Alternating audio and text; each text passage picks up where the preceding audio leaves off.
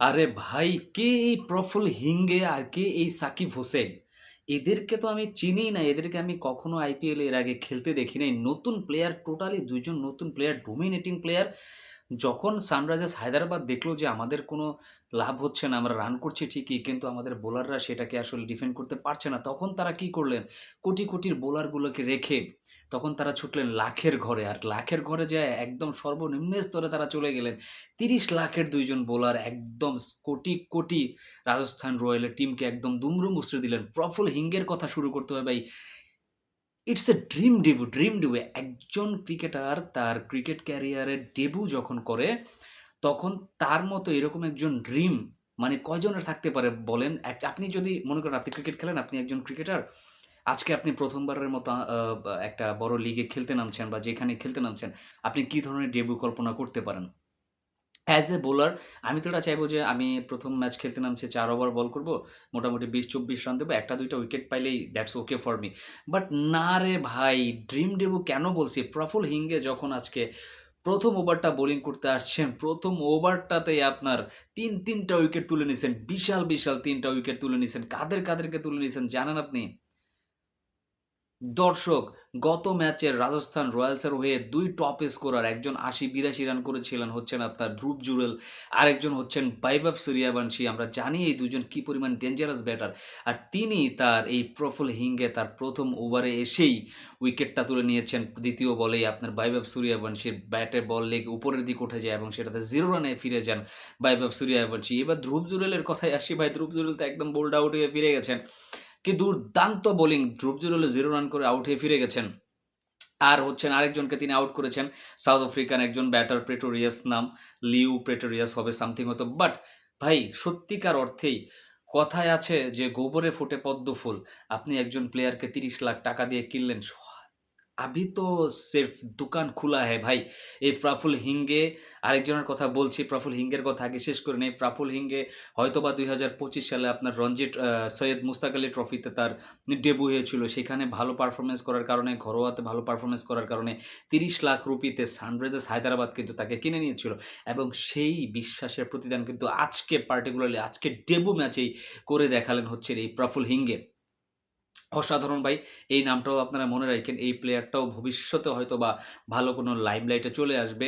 আর যেহেতু মাত্র ৩০ লাখে শুরু হইছে, মাত্র ক্যারিয়ারটা শুরু হইল। সামনে আইপিএল আর কতদূর পর্যন্ত যাইতে পারে কমেন্টস করে জানান। কত টাকা দাম উঠতে পারে। এবার আছেন সাকিব হোসেনের কথায়। সাকিব হোসেনকেও আমি চিনি না ভাই।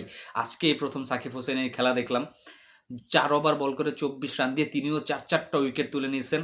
অন্যদিকে প্রফুল হিঙ্গেও কিন্তু ৪ ওভার বল করে ৩৪ রান দিয়ে ৪ টা উইকেট তুলে নিয়েছেন। সানরাইজার্স দিন শেষে বিশাল একটা জয় পাইছে রাজস্থান রয়্যালসের বিপক্ষে। আমি তো ভাবছিলাম যে এরকম একটা ব্যাটিং লাইনআপ রাজস্থান রয়্যালসের, সেইখানে এই ২১৬ রান হয়তোবা কোনো কিছু হবে না। বাট ভাই, মুদ্রার উল্টা পিঠ না দেখা পর্যন্ত তো আসলে কোনো কিছু বলা যায় না। ওই যে কয় না, খোঁটা শিক্ষা কাভি, কাভি কাম পে ভি আ জাতা হ্যায়। তো এই যে খোঁটা শিক্ষা যাদেরকে ভাবা হয়েছিল এই সাকিব হোসেন কিংবা এই প্রফুল হিঙ্গে, খোটা শিক্ষা কিনা আমি জানি না। তারা তো ১ম থেকে সুযোগ পাচ্ছিলেন না। বাট সাকিব হোসেন আজকে আরেকটা ইম্পোর্টেন্ট উইকেট নিয়েছেন, সেটা হচ্ছে ইয়াসিসপি জয়সওয়ালের উইকেটটা তিনি তার ১ম ওভারে নিয়ে নিয়েছেন। এই যে ২ জন ইয়াং স্টার আসলেন ২৪ বছর বয়স্ক, ২৩ বছর বয়স্ক। যদিও সাকিব হোসেন এর আগে একবার কেকেআর সুযোগ পেয়েছিলেন বাট হয়তোবা ম্যাচ খেলার মতো সুযোগ তিনি পাননি।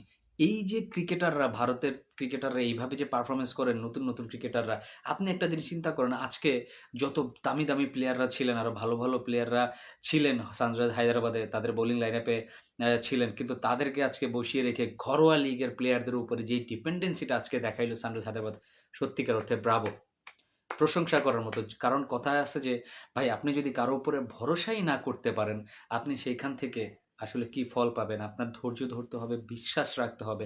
আজকে সানরাইজার্স হায়দ্রাবাদ বিশ্বাস রেখেছিল এই প্রফুল হিঙ্গে এবং সাকিব হোসেন এই ২ জনের প্রতি এবং তারা একদম পরিপূর্ণভাবে তাদের বিশ্বাসের প্রতিফলন দিয়ে দিয়েছে। অন্যদিকে এসআর মালিঙ্গাও ২ টা উইকেট পেয়েছেন যদিও, বাট দিন শেষে ওই যে ৪ টা ৪ টা ৮ টা উইকেট নিয়েছেন এই ২ জন বোলার। সত্যিকার অর্থেই ভাই আইপিএল এর মতো এত বড় মঞ্চে এসে যখন ২ জন ক্রিকেটার, একজনের ডেবিউ হয়েছে আজকে যিনি এর আগে কখনো আইপিএল এর কোনো গেমই খেলেন নাই। আরেকজন কেকেআর এর হয়ে সুযোগ পেলেও কোনো গেম খেলার সুযোগ পান নাই। এই ২ জন তরুণ ক্রিকেটার একদম তাদেরকে পুরোপুরিভাবে ঢেলে দিয়েছে যেইভাবে ক্রিকেট খেলার কথা। মানে কি বলবো আসলে আমি কোনো ভাষাই খুঁজে পাচ্ছি না। এত দুর্দান্ত খেললেন এই ২ জন ক্রিকেটার সানরাইজার্স হায়দ্রাবাদের জয়ে যে অবদানটা রাখলেন। আসলে এখন ম্যান অফ দ্য ম্যাচের অ্যাওয়ার্ডটা কে পাবেন আমি জানি না। অন্যদিকে কিষান দুর্দান্ত ব্যাটিং করেছিলেন আজকে ৪৪ বলে ৯১ রানের একটা দুর্দান্ত ইনিংস। এখন ম্যান অফ দ্য ম্যাচ কি হবে? প্রফুল হিঙ্গে নাকি সাকিব হুসেন? একজন তো ৪ ওভার বল করে ২৪ রান দিয়ে ৬ ইকোনমি রেটে ৪ টা উইকেট নিয়েছেন সাকিব হুসেন। আর অন্যদিকে ৩৪ টা রান দিয়েছেন ৮.৫০ ইকোনমিতে আপনার প্রফুল হিঙ্গে।